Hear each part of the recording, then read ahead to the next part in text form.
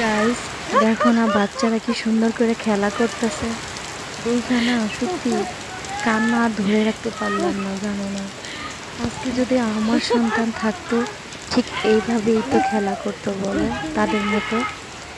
আমার মানে এত ভালো লাগতেছে, আর একদিকে অনেক অনেক ভালো লাগতেছে, একদিকে চোখে দিয়ে পানি আসতেছে, খুবই কষ্ট লাগতেছে যে আজকে যদি আমার সন্তান থাকতো, আমার সন্তানও তো এইভাবে খেলা করতো বলো।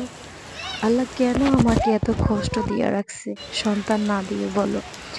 মাঝে মাঝে মনে হয় যে এই ছোট ছোট বাচ্চাদের খেলা দেখলে মনে হয় যে কষ্টগুলো না সহ্য করার মতো না। আর কত সহ্য করব বলো, 14 বছর ধরে তো সহ্যই করতেছি।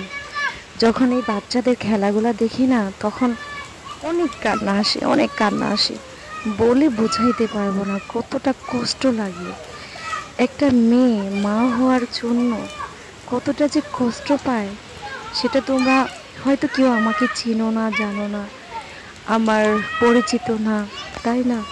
এজন্য আমার কষ্টগুলা কেউ অনুভবও করতে পারো না।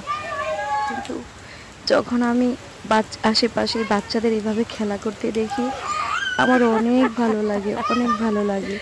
তোমরা সবাই দোয়া করবা যাতে আল্লাহ পাক রাব্বুল আলামিন আমাকে আরে একটা এদিকে না, সন্তান দেয়। মাটি জায়গা। আমার ওই হাজবেন্ড ওই পাশে বলে যাও, ওই যে পাশে। আমার দুই চারটা, দুইটা তিনটা লাগবে না সন্তান, আল্লাহ তুমি আমাদের শুধু আরে একটা সন্তান দাও। ছেলে দাও মেয়ে দাও, আল্লাহ শুধু আমাদের একটা সন্তান দাও, যাকে বুকে জড়াইয়া ধরে আমরা সব কষ্ট ভুলে যাব। আমারও কোনো কষ্ট থাকবে না, আমার হাজবেন্ডেরও কোনো কষ্ট থাকবে না। ও আমাকে ভীষণ ভালোবাসে জানো, ও আমাকে একটুও কষ্ট দেয় না।